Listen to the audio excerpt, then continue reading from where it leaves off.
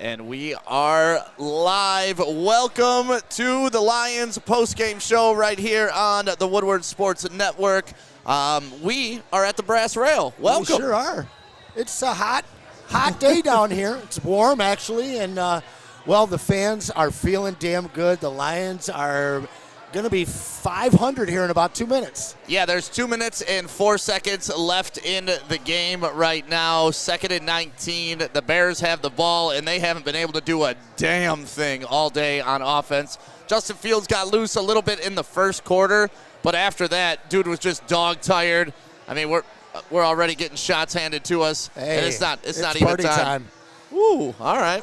There you go. Cheers. Yes, yeah, sir. cheers. Our boy Mike in the building. It's a new year. The Lions are undefeated in 2023. Can we get there? Well, there's still 2 minutes left. We are 8-8. We are 500. The Lions are 8-8. So, this is complete role reversal. Thank you, brother. The complete role reversal of what we saw last week with the Carolina Panthers. And we won the battle of the trenches today. Yeah. We ran the ball down their throats, and we consistently pressured one of the most elusive quarterbacks in the league. James Houston. What more can you say about James Houston and what he's brought to the table? I mean, there was a play where he dropped back in coverage, and then 10 yards down the field, he saw Justin Fields scrambling, burst into speed like the turbo button, and was able to get a sack on him. That was one of the more impressive plays I've seen by a defensive end in a long time. Not just Lions defensive ends, like all defensive ends. Yeah, this guy seems like he was just came out of nowhere because nobody was talking about him. He wasn't playing early in the season. But in the last 6 games, this guy has a record. He's ahead of Von Miller and Sacktana Dotson. He has 7.5 sacks in his first 6 games, which is a record for a rookie defensive end. The Lions, these guys can draft and they can develop players, man. He was not only great at pressuring the quarterback today, but what we saw out of him for the first time was in on a tremendous amount of rushing downs. Hey, welcome back, man. This is my guy from the pregame show. What up, Good brother? to see you, man. Got that? How about Jared Goff again? That's right. Here, let me get you the mic real quick. Here, hop in. Sit in right here, hop brother. in. Sit in the We're middle going to here. have tons of people hopping in all day today. Yep, there's big energy here How's it and going, big guys? smiles by the Good, Detroit man. fans. How you doing? Yeah, I was kind of wrong. I said 31-20. I didn't expect that butt whooping. Hey, Hey, we'll take it. But you before the game, you were telling the heavyweights to back off Goff. Another ho-hum, almost 300-yard game, 3 touchdowns. Oh, yeah. Accurate, just managing the ball up and down the field. Yep. And, of course, Easy had to get a shot in their pregame and, kind of get me since I'm not an announcer. I'm not good at this stuff. But Hey, not yet, baby. It's Not all yet. right. Listen, That's right. Easy has no right to judge anybody. He's not an announcer either. There you He's go. just a guy we let talk on the mic, and that may stop after all of this. Yeah, there you go. Yeah, they were so wrong about Goff. I'm sorry. Yeah. And hopefully Green Bay wins. I want Green Bay next week. I'm calling it. You want the big game I next want week, him. huh? How was the atmosphere inside Ford Field today? Oh, it was crazy. It was hitting 110 decibels almost every defensive play. Nice. And it was amazing. Everyone around, even the Bears fans tried to get into it, and they couldn't. They just couldn't. So have you been a supporter of Goff even through his initial struggles this year? I have. At first I was iffy on his play. He had a lot of interceptions, a lot of fumbles, and then he started picking it up. And right when he started picking it up, we started playing well. As soon as we started playing well, you still have your doubters and everything, but tell you what, Those W's he's a start top going 10 up. quarterback. He is, man. Absolutely. He should be in the Pro Bowl for the NFC, I think. He should. Second best quarterback in the NFC. No He doubt. is. Easily. He is. No and doubt. you see, I don't know if Eagles did lose. They were down. Look what the Eagles are without Hurts, man. Yeah, I tell you. completely different team. They are. They're not a 2-loss team. I'll tell you that much. No, Gardner Minshew didn't look good. But the other good news for Detroit Lions fans is the Browns took care of business. I saw that. Washington took the L, so that means all the Lions have to do is beat Green Bay next week and hope for Seattle to win one of their next or to lose one of their next 2 games. For sure. And they got the Jets today, and Mike White's back. I tell you, dude. Mike White is going to destroy. So we're all Jets fans? Oh, Yeah, for we're sure. all Jets fans. For sure. For sure. All right, man. Well, thank you for stopping by no again. problem. Glad Good you could having you join through, us. brother. And shout out to Jared Goff for proving That's both right, of us baby. right. Heavyweights. You got one more thing to say to Easy? Yeah, easy. He may be top 5 after this. Hey. All right. You know what? Easy's very easily replaceable with that guy right I was there. going to say, we might have another heavyweight on our hands. He kind of looks like Easy. You know, he's like the light-skinned version of Easy, and Easy's already light-skinned enough. So, no, that's what I love about this party at the Brass Rail. We do the pregame here, and then postgame, people stop by, especially after a victory like this. Still a minute 20 left in the game. The Lions are up 41-10. Yeah. We did staff pregame predictions, and you know I went over the top with it. I said 70-3, but this is 70-3. Yeah, I think I said 31-13 or something like that last week. I had high hopes and great faith in the team this week, but after the performance last week, there was a residual fear, an SOL reminder of what can still happen to this team. But they came in and took care of business today, boy. Straight business. And you know what? That's what you needed to see out of the Detroit Lions after last week, right? Yeah. That's what I was on a couple shows this week filling in for Braylon Edwards and Ryan Ermanni, and I repeated a bunch of times that, listen, the Carolina loss was bad, but I need to see what Chicago is. Well, you need to If see they the bounce- resiliency of this Lions team. And that's it. If it was a double down and they went back-to-back with that type of performance, then all of a sudden it's like, oh, my God, these guys aren't what we thought they were. Yeah. But now we see, hey, listen, every great boxer takes a punch to the face, right? That's what happened last week against Carolina. This week they get off the mat and punch right back against Justin Fields. Yeah, I mean, it really is something when you see a win streak come together the way it did for the Lions. The only loss in the middle of that was to Buffalo. And that really was like a win for us. Yeah. To be able to play like that at home and in a game that from the beginning of the season we didn't have a chance in, it was different last week. This was the first time where we had a game where it wasn't just a loss, but it was a bad loss. It was a psychological dent, not only for the team, but for the city. So there was a lot of doubt, at least in the fan base. But, you know, when it comes down to the Lions, this is a different team. This is a team full of grit. Well, here you go. Speaking of grit, I don't know how champagne has become synonymous with grit, but somehow we did it here at the Woodward Sports Postgame Show. Bye, good to see you. So, you know, you had a very interesting point about our champagne. Yeah, and you know what? For everybody who's watched the postgame show and been here with us for the past 2.5 years, you know on games when they win, we pop champagne.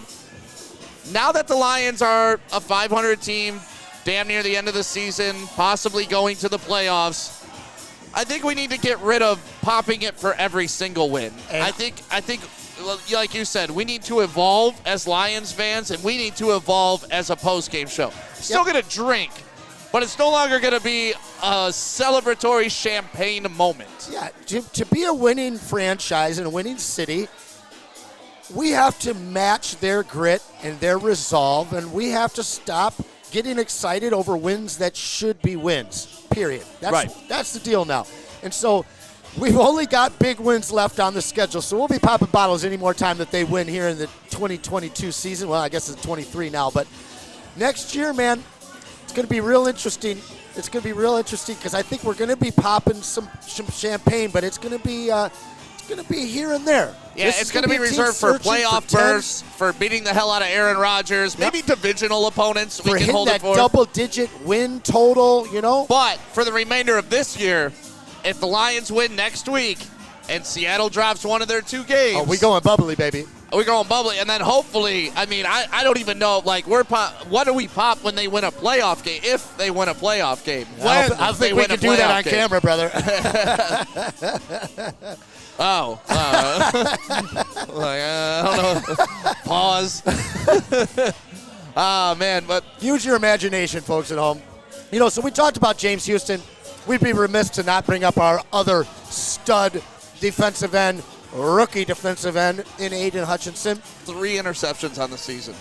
Well, this is a guy who also has a record for a rookie defensive end, and that being the first time a rookie D-end has had 7.5 sacks, 3 picks, and 2 fumble recoveries in the same season. He's still got a game to go. Is that good? Well, the only thing bad about it is trying to decide between these two who's going to be the rookie defensive player of the week. You got to go with Hutchinson on it because we were talking about with Woodward Sports, we were going to give away a jersey for the player, the impact player of the game. Wait a second. Two and a half sacks by James Houston and a forced fumble? Yeah, that's nice. Yeah, I guess. But when you're doing things nobody else has ever done, yeah, but they both are. That's true. That's the crazy part. Cheers. Hey, cheers, Mike. Enjoy. Enjoy straight out the bottle. Straight lip and win here. That's for sure, baby. Chuck Brewer in the WoodwardSports.com chat. Stick, obviously, Hutch is a bust. That's some of the hilarity we can look back on. He's a bust. We can't win without our tight end we traded, Hawkinson. And Jared Goff is not a starting caliber quarterback in the NFL, right? Is that the deal? You know what? It's so crazy because the Jared Goff narrative, and, I feel like I beat this dead horse. Like, I'm sick of talking about Jared Goff, and I like the guy. But next week, he's going to have to prove it once again to be able to go outdoors into a Lambeau Field, into Brett Favre's lair, and take home a playoff berth. This is the third biggest game of his career. He won the NFC Championship game. Fair enough. He lost in the Super Bowl. But this is a game where he gets to truly make and leave his mark as a Detroit signal caller. It is. But unfortunately, it's one of those, it's almost like, not to bring this up, Michigan fans. I know you're going to be happy because you're I've been waiting all day for it. Not to bring this up. I almost won my green. But if Goff goes into Green Bay and blows this and bad things happen, it almost throws away all the good he did this season, right? Sure. And that's what you're afraid of. But that's what happens when you're a winning football team. The ante keeps getting up. Every single game is more important than the next. Well, and the position of quarterback in Detroit, I mean, you may as well be the Giants or the Jets quarterback. You are just getting so much flack, you're under the microscope all the time. Even when you're great, you can't be good enough. And this is the game that can seal his season. Now, let's say, the sad, unthinkable thing happens and the Seattle Seahawks win out and we still win next week. If we miss the playoffs, but he wins on the road and we are an above 500 ball club, a winning ball club, Jared Goff is the guy responsible for that. He's part of the equation. Well, sure. But listen, I'm not going to give him the entire credit of the team. But Blau ain't taking us to 9-8. There's the offensive line. You got to give Ben Johnson all the flowers in the world for what he's done and how he's used Jared Goff. But that's what good coaches do, and that's what good players do. They adapt to systems, and sometimes when you find that marriage, you want to leave it alone. Let it marinate. Let's see how this looks in another year. But, okay, let's move off Jared Goff. I think point is proven. If you still think Jared Goff is quote-unquote mid, you're the dumbest football fan I've ever seen. Yeah, I've ever seen in my life. Like, the dumbest football fan I've ever seen in my life. Let's talk about Jamal Williams and DeAndre Swift. The rushing attack today. The offensive line blowing people off the ball. Jamal Williams, another rushing touchdown. He had 85, then he busted off that other big run. A big day for him. I mean, last week, everybody, no, you do not re-sign him. And it's kind of been like this with Jamal Williams. Yeah. After this game, are you back on the re-sign Jamal Williams? And everybody in the WoodwardSports.com chat, do the Lions re-sign Jamal Williams? Well, I got to be honest with you. I would say that there's a lot, and I love Jamal Williams. Don't let me take anything away from him. My thing is when you have the touchdown deodorant that he's going to have, he's going to smell his way real sweet to a big old contract. And he may not be worth what the market is offering him next year. With this offensive line, I believe that there's a lot of good 4 or 5 year backs that we could sign and bring in that could do very similar to him. Now, what he means in the huddle, in the locker room, and on the goal line at the 1 yard line, intangibles. It's a lot, man. Yeah, he's had those 2 untimely fumbles, but outside of that, almost a perfect season for him. And it's pretty much re-sign him. Yes, re-sign him. I like Jamal more than Swift. Yes, to Jamal and Chark.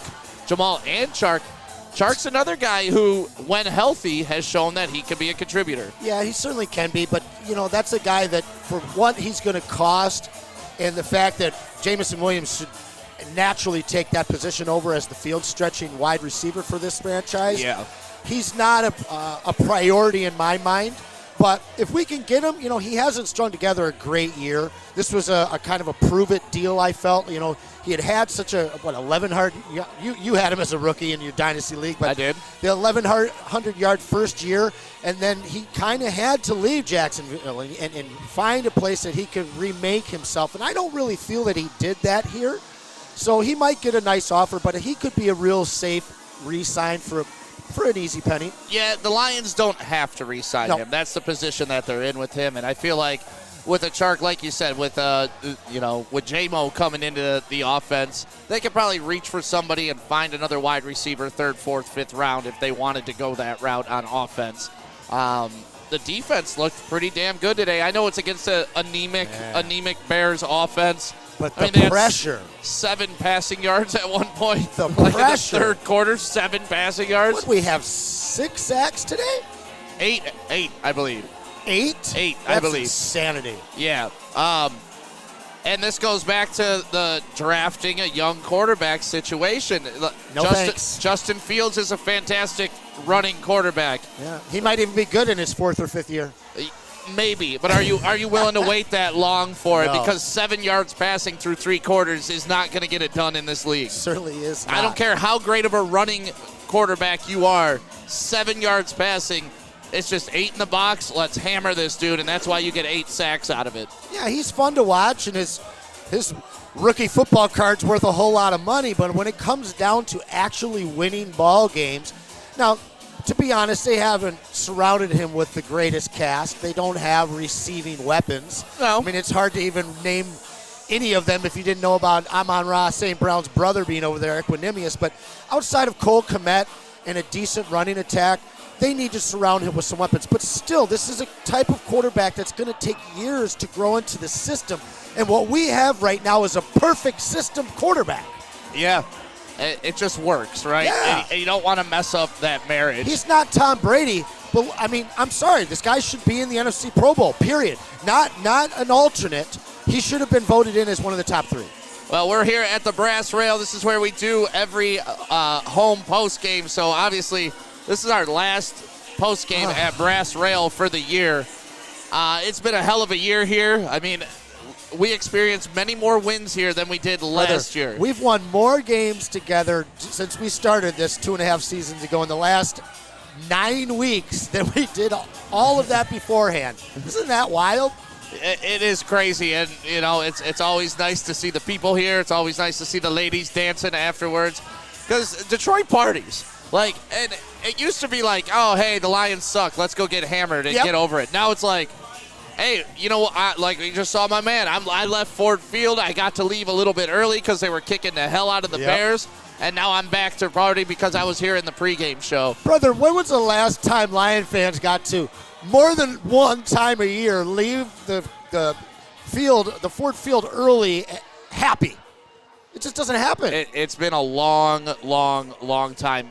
I mean, honestly, what was interesting today while I was watching the game, did you see a lot of the similarities from 1991 to this team? And not always good similarities, right? Like they were talking about Barry Sanders rushing touchdowns, and that's what Jamal Williams is inching towards. They're also talking about the Detroit Lions defense had led up the most rushing yards through 6 quarters since 1991. And when they said it, I was like, they made the playoffs that year, so I'm not really. But another comparison to the 91 team. 91 is the last time this team even sniffed success, and that's one playoff win. I'm not jumping off a cliff here saying they were the greatest team of all time, but anytime you can get compared to 91. 91? Yeah. Is it 92? No, that one playoff in 91. I thought it was 92. No. Yeah, no, there are a lot of similarities. The big thing that we had going for us at that time was just a mauling offensive line. And then we had Mike Utley suffer the spinal cord injury. Thumbs up, Mike. And then a lot of people don't remember this, but we had a guy named Eric Andelsek who was a Pro Bowl offensive lineman who was planting flowers in his front yard with his wife and was hit, I believe, by a semi. A very just, random tragedy. And that destroyed the cohesion that we had. Yeah, it was 91, my bad. I'm like, man, I'm too focused on this year's team. But That's what I'm saying. The last time the Lions won a playoff game was 91. Yeah, 92 was when the Dallas shook us pretty hard, man. Like I said, they aren't all good comparisons, but it was interesting to see that trend keep coming up. It was 3 times that the announcers mentioned the 91 team today. Well, I know they put up a lot of points, and I know that this team set the franchise record today for the most 30-point-plus game. Was it 8? 8 right now. Yeah, we could hit 9. That's unreal. It really is. That is unreal. But, the focus is because the offense has been good since the first week. We're there stride for stride with a thoroughbred known as the Philadelphia Eagles. And throughout this season, aside from, New England and maybe 1 or 2 other games, our offense has clicked, it's gelled, it's been there. What has impressed me after everybody's calling for AG's job is the evolution of this defense, not only as a whole, but especially by the young players that have contributed to make them a fearsome team to face defensively. Yeah, I mean, last week kind of makes you a second guess going into that. Oh, some more shots coming through. Man. All right, thank you. Well, let's sit him down. Can we sit him down? You want to sit down, So Mike? we've been talking about our dynasty league here. No, we're not going to get into. We're not going to get into but dynasty this is football. Mike. He's in the finals. He's got a chance to win. We're just dropping that. We're just telling people who he is. But nobody cares, so we're not going to talk about that. Well, Mike cares. Nobody Very cares. true. Nobody cares about fantasy but us. Yeah, nobody cares about their fantasy football teams. Other fantasy leagues, nobody cares about us. I do not even care about Anson's team. I care that you're. Listen, but unless either you're way, DPO, I don't care. He'd care if he was in the finals, y'all. He'd care if he's in the finals. I mean, I'm not going to be. Guys, I'm going to be real. Shut the hell up about fantasy football. Talk about the Lions. You were at the game today. I was What at was the it like game. in there? How was it like inside Ford Field? The intensity and the vibe in there, undescribable. Yeah. Detroit sports is better than every sport city in the United States. Well, I agree with that. You get no Like, argument the from me there. intensity, ain't no party like a Detroit party. Detroit listen, party don't stop, baby. That's why we're here at the brass rail. My Come point and see us exactly. if you're leaving the game, if you're downtown, we're partying. Yeah, let's do this shot. Cheers, you got us, boys. Mike. Cheers. Here's to the Cheers. Lions being Cheers. 500. 500 and Undefeated in the new year. and hopefully the Packers lose. That's a big game next week. How are you feeling about that game, Mike? You think we can go to Lambeau and win? Yes, I do. You do. Yes, because if we're healthy enough, we can definitely beat Green Bay. We're pretty healthy. But if Aaron Rodgers just has an Aaron Rodgers day, it might be a long day for the Lions. But that's the last stage of evolution for this team this year. Not sure we beat them once, but to go to Lambeau Absolutely. and not be victimized yet again by Aaron Rodgers, that's the final stage in the evolution of this team in 2022. I wholeheartedly Regardless of agree. what the Seahawks do. I wholeheartly agree. Because who would thought that the Lions of 2022 would be 8-8 right now? Let's be real here. Not Vegas. Not Vegas. No, Vegas is definitely losing out right now. Yeah. Let's be real here. Make them right pay, now. Vegas. Yeah. Because Vegas had us at what, 4 or 5 wins? 6.5. 6.5. Okay, Well past that now. perfect. So now we're House we're, money. Play we're with at- house We're money. already at a game and a half over of what they thought. Yep. So I will say this though, we're not the same old Lions anymore. Well, we got one more game to prove that. I got a No, I question. disagree. I disagree with that. Okay. Tell me why. I disagree. My thing was though, what Dan Campbell's doing with his regime, he built something different of what we had in the past. It's tough Give to or debate take- that. It Give definitely or take 10 feels years. different. Oh, hey. It does feel 10 different. years? Like, so I will say that though. But honestly, where we're headed is in the right direction. Yeah. We couldn't say that in the past No. 5 to 10 years. Well, say it for me, Mike. Look into the camera. Say brand new Lions. Brand new Lions. BNL, baby. There If it you're is. on the same old Lions BS, the door's right there. It's right behind The us. Get the door's hell right out. there. Get the The stay door's out. right there. 1-800-STAY out. Yeah, 1-800, Stay stay out. the F out. All right, Mike. Thank you for All right, joining boys. us. Thank you Thank for you. the shots. Good luck in fantasy football, man. Yeah, good luck, pal. Good seeing you, baby. Love you too, man. That's our boy Mike. He's down here partying. It's a good time at the brass rail today. Mike's beard is out of control. Yes, it is. So Easy, one of my favorite people and one of my least favorite people in the entire world, is in the chat right now, and he posted a hypothetical, and I kind of like it. Okay. Do you want Green Bay to win today so next week it's all on the line? I want that night game, bro. If they win, I think they'll put him in the flex for sure. Hey, what up, man? How you doing? Up, bro? What up, man? Hell yeah. What's your name? Brandon? We got Brandon Show in your here. face, Brandon. What up, though, Brandon? Yeah, Brandon's here. Spirits are high here you. in Detroit, man. It's really, like we were talking about this SOL going away and these brand new Lions. Yep.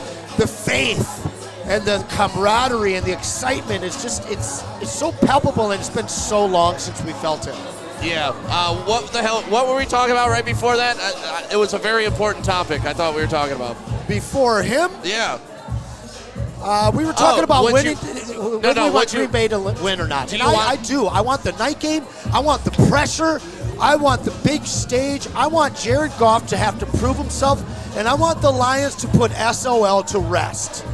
And I think that's what you have to do, right? Yeah. In order to take that stigma down, you got to put the optimal SOL situation in front of you, and you got to take out your sword and chop off its head. Sure. Now, and at the Aaron same time, Rodgers needs to get his head chopped off. At the same time, I wouldn't mind if Aaron Rodgers suffers an injury here, they lose the game, and they sit him out next week. No. So be careful so that we can win. But no, I would prefer that's when Jordan Love comes in and throws for 7 touchdowns. That Matt Flynn reach around, baby. Yeah, the Matt Flynn comes back to haunt us again. You don't want that.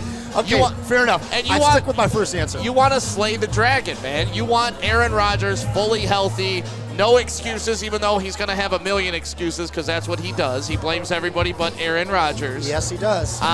But next week is a big game. Even if the Packers lose this week, there's still a lot on the line for the Lions. Well, the Packers have they had a lot of injuries, especially to the receiving core when they played us. Yeah. And he was at his wits' end, Aaron Rodgers, with his receiving unit as a whole. They have gelled. Christian Watson has emerged. Your boy Romeo Doubs, however you say it, has come back healthy. Yeah, he's doing all right. And if there's one thing we know about Aaron Rodgers is the guy's very good at learning and taking that lesson into the next time he plays a team and making them pay. Win or lose the first time, he always comes back and makes you pay. So it's going to be a real dogfight next week. But we've got the team to answer that level of competitiveness. So far, Rich Hubert in the WoodwardSports.com chat. Let's compete for an entire season, not just a half. Then maybe SOL can die. Man, we'd have 13 wins if we played this way the whole season. Losing to Jordan Love would be SOL. Beating Jordan Love, that's the brand new Lions. Peaceful Tim puts that in the WoodwardSports.com chat. I kind of paraphrased them just to make sure the context was there. There's somebody else in that chat that actually I just found out last night has been watching us every single week. Mom? You know this guy. Oh. He's a Yaktown original. Pontiac's own Jay Hustle. He's watching right now. We love you, pal. Jay Much Hustle. love. I haven't heard that name in forever. What up, Jay Hustle? He's holding it down in L.A., making fun of everybody because the Rams are now in the playoffs, and their very own Jared Goff hopefully is leading Hustle's Lions to the playoffs this year in Detroit. Anything else you want to talk about from this game that stood out to you? Amon-Ra St. Brown didn't have a big game, and he didn't need to. But at the same point, his first catch of the game was for a third down completion. He's the number 3 wide receiver in the league in third down conversions. It's just, we don't have that huge playmaker because we haven't seen Swift touch the ball a lot. I would like to see him touch the ball a little more like he did today. I think he's a really big key to our success because he's just so damn scary. When a team comes in and sees that we're only giving him 6 touches, they don't scheme for him. Right. When he's getting 12 to 15, he's a guy that you've got to worry about. He's keeping defensive coordinators up at night. Another thing I'd like to talk about is our tight end usage. Ever since they got rid of T.J. Hawkinson, it seems like this is almost a tight end focus offense. Well, Zylstra. You hit the nail on the head, brother. I don't understand. Today, in the last 2 weeks, we have 6 touchdowns to the tight ends, I believe. It's crazy. And so, 5 at least, but we actually set the record for most touchdowns by a tight end unit in Lions franchise history. Would you believe that we have a former tight end coach in this team?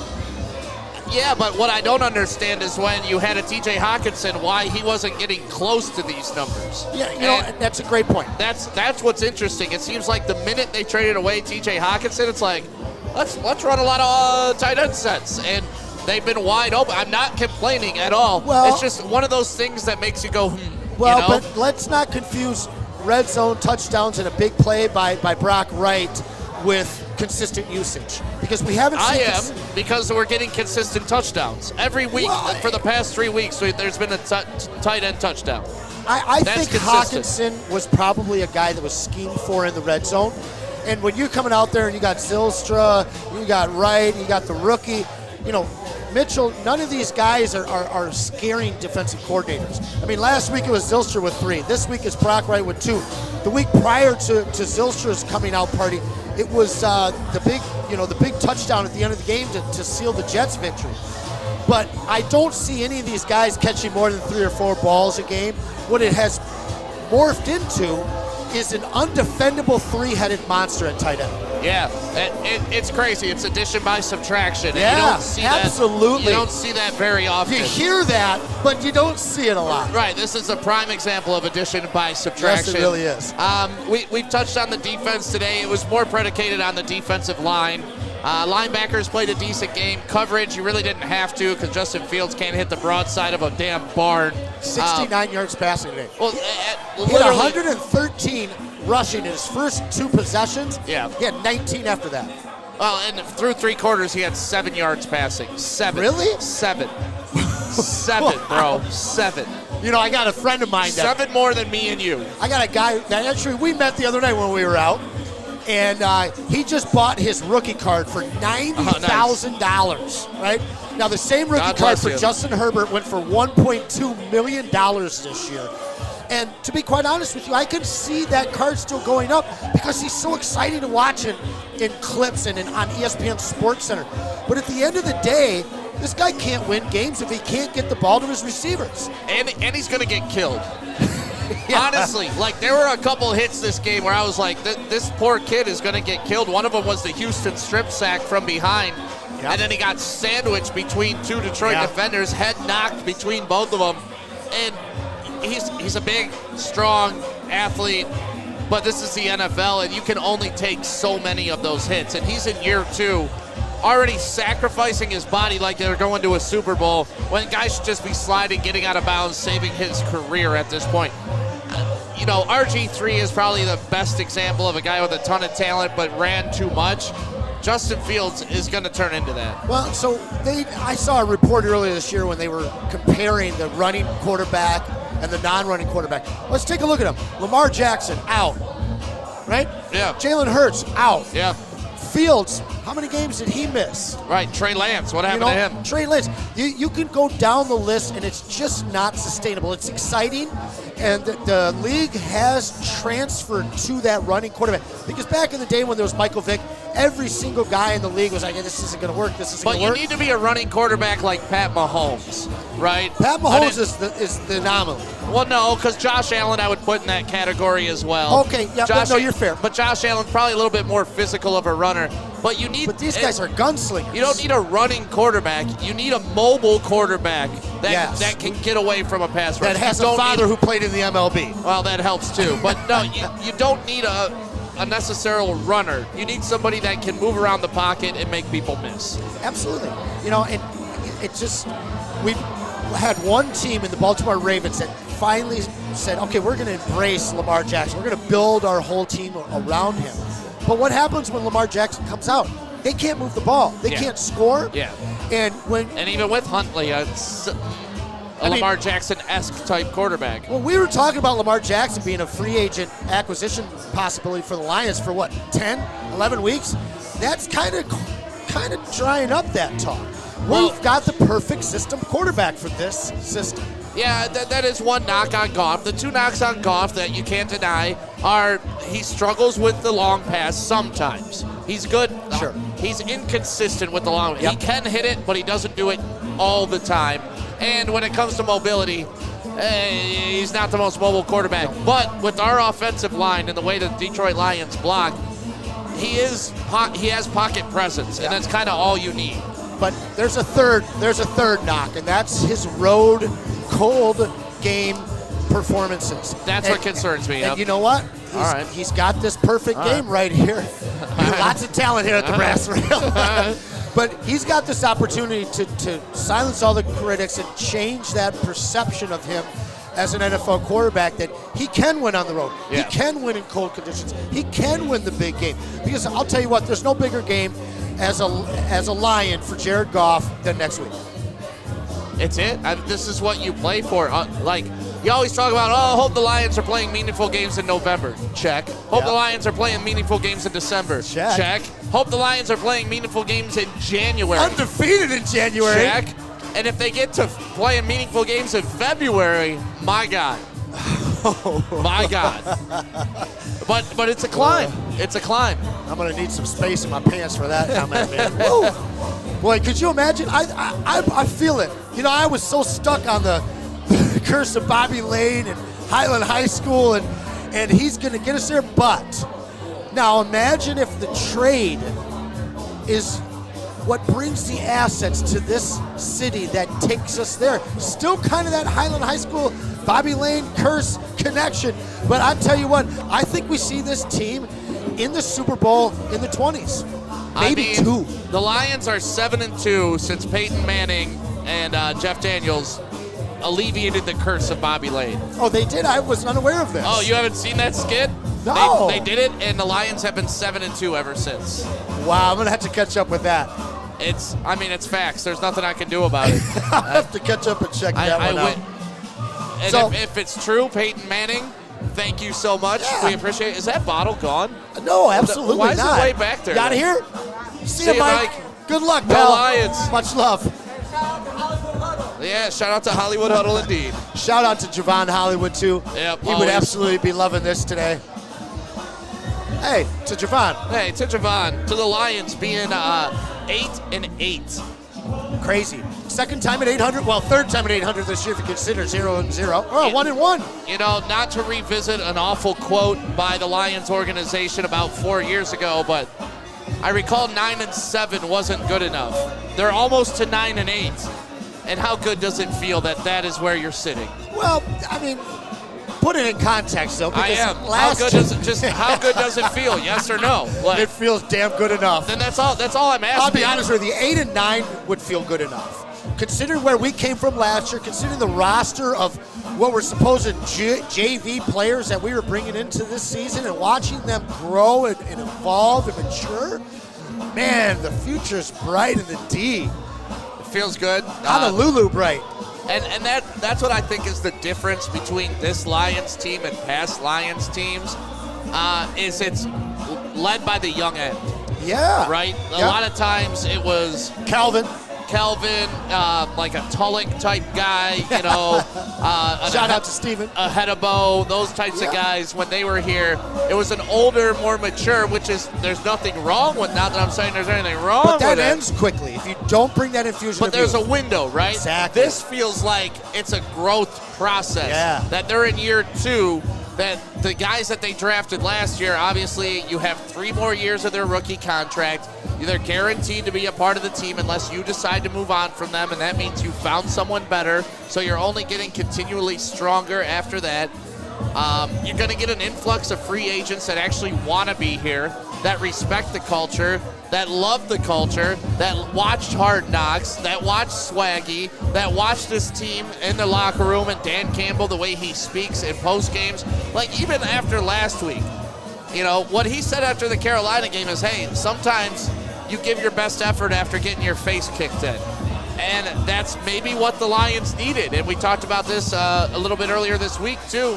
Of those, if you had to lose one of the last 3 games, you'd want it to be that Carolina game. Yeah. Because you'd want to dominate your division rival in Chicago, and you need to dominate your division rival in Green Bay. We can win by 1 point in Green Bay. That's the statement game of gotta who the win. Lions Yeah. are in the NFC North and who they haven't been for so long. You know, sometimes they win in week 17 or 18, depending on how many games are in the season. But it didn't matter. Right. It was a pointless win. And now we're on this stage where, like you said, if the Green Bay Packers win, this is a major, major game. Because I'm sitting here looking at the schedule next week, and the Seahawks are hosting the Rams. Now, I'll tell you what. I know you're not a fan. I am. Baker Mayfield's looking like a quarterback renewed down there. He's 2-1, and he's been quite impressive. I don't need them to have a better draft pick. I'd rather them beat the Seahawks. I think that's a winnable game for the Rams. Yeah, I think a playoff appearance is worth 2 draft positions. Absolutely. Yeah. And the Commanders, took me a second to get the mascot right, but the Commanders are hosting the Cowgirls. And the Cowgirls are pretty fearsome right now. I think that the Commanders, I think they're gone. They're in our rearview mirror. So really, this game comes down to, the Seahawks could lose 2 out. We could lose this game to be in. Think about how crazy that is. That's not what I want. Yeah, you can't. But let's talk about the Lions being in this kind of a position for the first time in so damn long. It is a new feeling. It's a new Lions, like you said. Brand new Lions, baby. And it feels so good. Feels so good. Yeah, thank you to everybody in the WoodwardSports.com chat for being a part of the conversation. Now, I'm not letting him get out of here without a prediction for next week. Y'all know that. Oh, we're not wrapping it up yet. I just good. wanted to show love to everybody that's a part of the party right now. Yeah. I mean, it's a rainy, drizzly day in downtown Detroit, but people are slowly matriculating through. Like it must take a little pretty time. Packed now. Yeah, it must take a little time to get out of Ford Field when, You know what it hang was? out that's the last time in Ford Field. I think a lot of people showed up at halftime today because of New Year's Eve last night. A little bit of rain today. But, man, this place is banging now. You got to get your ass down here. I got to be honest. I got called out during the pregame show when I was doing the interview. Someone's like, Stick looks pretty hungover. And, yeah, I got down here at 9 a.m. this morning. We were in some rough shape. But, a little bit of champagne, a little bit of Lions victory, and here we go. I banged pots and pans with my dogs last night. It's the first time in 16 years I haven't worked a party or been out, man. I was at the St. Regis Hotel, and it was pretty good. Everything I hoped it would be, and more than, the hotel parties are always fun because there's the party, and then there's the after party. Then there's the after party, and then there's the one dude that wants to keep going until noon, and he's like, I'm going to do late checkout, and then there's the after party. Wait, was Troublemaker there? Troublemaker was not there, unfortunately. But no, DJ Chrome had a suite, and they had a DJ setup in the suite. It was good times. Cheers to DJ Chrome, DJ Godfather. Thank you guys for letting us be a part of this here at the Brass Rail. I gotta say, Chrome is one of my favorite DJs, man. That guy knows the room, and he lights it on fire. In fact, he's lighting it on fire right now. You guys should come down here for it. He went on at 1 last night, and it was fire. It was a good time. Good stuff. So, going on into next week, I mean, it's going to be a low-scoring game. I'm not going to kid myself and think that the Lions offense is going to travel into a cold Green Bay and put up 30 points. It's just not going to happen. The Lions defense really needs to show up again. Aiden Hutchinson needs to put the pressure on Aaron Rodgers. He was good today. He looked damn good today. Really good today. But he was kind of the difference maker in the last time they played Green Bay with that big interception on the goal line. There needs to be a play like that for the Lions to walk out of Lambeau with a win. So I'm thinking like 17-13. So we're looking at about 30 degrees. It's supposed to be sunny and not snowy all week. I mean, there's maybe some snow on Tuesday. Green Bay should be a legit field of play for the final football game of the regular season. I think the Lions can go out there and put up a bunch of points. Green Bay hasn't really stopped people. Our task lies on our defense next week, I feel. Yeah, that's it. I mean, and that's an interesting paradox for the Lions to be in, right? Because the Lions offense does not travel well outside. They have not all year. I think the Jets is probably the only game where they showed a bit of a pulse, but that was a last 2-minute warning touchdown. Even that game doesn't even count because Khalif Raymond, with the punt return is how they got on the board, even though they did move the ball quite a bit. But then you think back to the Patriots game. That did not go well. I mean, I have some concerns about this team playing outdoors. This is when the offensive line, Jamal Williams and DeAndre Swift, are going to have to put the team on their back, keep Aaron Rodgers off the field, and give your defense a break. And then when your defense is on, they're going to have to come up with a big play. We on the road, I'm looking 27 points, 24 points. On the road outdoors? Okay, that's a better question. Yeah. I'll have to relook another time. Yeah, but, on the road, it's different outdoors. Yeah, in Chicago, we were able to put up 31, and in New York, we were able to put up 31. Those are both outdoors. Yep. So, the Lions' offense is healthy. The offensive line, I'll tell you what, I'd have loved to have been a fly on the wall in the offensive lineman room at the first practice of this week. Like, man, these guys suck. I can't wait to ram the ball down their throat. No, after they couldn't move the ball on the ground last week, you know? Yeah. They clearly connected with each other, addressed the situation, looked at the problems on film, and then they were able to put that on the field of play today and dominate as an offensive line and as a run game as a whole. I mean, did Jared Goff even get sacked today? I don't remember him getting pressured at all. He didn't. No, he had all day to sit back there and throw those little crossing routes, and that's what he did. He was efficient as hell. Yeah, and if the Lions can protect and run the ball in Green Bay, there's no reason that they can't score 24, 27, 31 points. Now, can Aaron Rodgers get to his wide receivers 3 times, 4 times? You know, Aaron Jones is a little gimpy right now. A.J. Dillon's a hell of a back. What Lions rush defense is going to show up? Is it going to be the one that we kind of saw today? Because outside of Justin Fields, they couldn't run the ball at all today. I don't know. That's the question, and that's the answer that we're going to have to find out. And if this team wants to consider themselves a playoff caliber team, you hear that? They got to bring it on both sides of the ball, and they got to bring that defense that travels with them. They got to bring that running game, and the offensive line has to be a top 3 offense. I'm done saying top 5. They have to be a top 3 offensive line. Yeah, I believe they're top 3. Last week I didn't. But right now, after today and after the statistics and dominance that they've put up and allowed, Jamal Williams is well on his way to breaking Barry's record. You know, that's wild. 16 rushing touchdowns. I know. The trenches were won today. The trenches need to be won next week. They were lost last week, and we saw the huge discrepancy between last week's team and this week's team. Yeah. You know, it has to come down to winning that battle, both sides of the ball. Well, we'll find out next week. We will do the post game from the studio next week. So maybe, you know, if you want to do a little watch party and watch the second half in the studio with us, come on down. We'll be at 15 in Woodward. Fun. That'll be fun. It's the last game of the season. Anson and I are there watching the whole game, so that's a lot of fun. You guys are more than invited to come watch the game with us and then go live at the 2-minute warning like we do. But once again, it's crazy that another year has gone by. This is our second full year of doing Lions post-game shows. It's one of the most watched shows on the network, not because of us. It's because people love the Lions, and I think they like to watch either our agony or our celebration, but we're happy to share that with you. Well, to be fair, I think they've watched you and I go through a lowest of lows and the highest of highs, punctuated by the Brock Wright touchdown in New York. And today felt great. Yeah. We were confident, but also a little wary.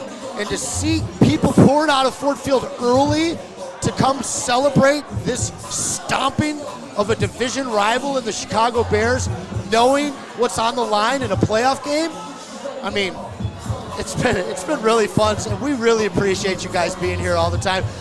Listeners and followers throughout the country, it's been really cool, man. Yeah, and especially when they come to the brass rail too, and they're like, what up? Even like last night, I was hosting that New Year's Eve party, and out of nowhere, I just hear, what up, Woodward Sports? Yeah. And I love that stuff. So if you ever see us in the street, you ever see us anywhere, just yell, what up, Woodward Please Sports? Say hi. Well, let's go. I'll most likely buy you a drink no matter where we are, so hopefully I see you soon. Yep. Anson? Oh, no, he's not out of here yet. Oh, I already said 17-13. Oh, you're going with 17-13, I already said it, yeah. Okay, I'm going 24-23. Last minute victory. Last second? Last minute. Last minute? Okay. All right, we'll come back to this tape. You guys have a great day. Thank you so much for being a part of the Lions postgame show. We are out. We're live from Feldman Chevrolet and Novi tomorrow. Do we have a drive of the game? I got to be there. Oh, yeah, we almost forgot about the drive of the game. Drive of the game, oof. I mean, I think the first drive of the game to respond to tie the game up, that was such an important thing. I liked being up by 14, but opening the third quarter, the second half, and coming out with a very deliberate, dominant drive to score to go up 21. The Lions scored 4 out of the first 5 possessions in the first half. Yeah. You know, it's hard to decide which one of those was the best. But what I felt like really gave the confidence to all of the Lion fan and finished the resolve that the Lions were looking for this week after a bad loss in Carolina was cemented with that opening drive of the second half. So that's my Feldman drive of the game. All right, well, we'll see you at Feldman tomorrow. It's going to be a wild day tomorrow because the Michigan topic is going to... I love it. Somebody's going to get shot at Woodward Sports. Can I come in and guest host? Man. What Neil Rule is about to do to Flannel Sam tomorrow is going to be disgusting and almost illegal. You know, honestly, there's goodness. no more of a fitting end to Corn and Blue delusion than what happened yesterday. Anson, I love you. You know I don't have an allegiance to either, but State got their ass beat this year. You cannot celebrate getting your ass beat. Hey, we're 9-7 this century in bowl games. They're 6-14. Your boy can get you to the game, but he can't win it.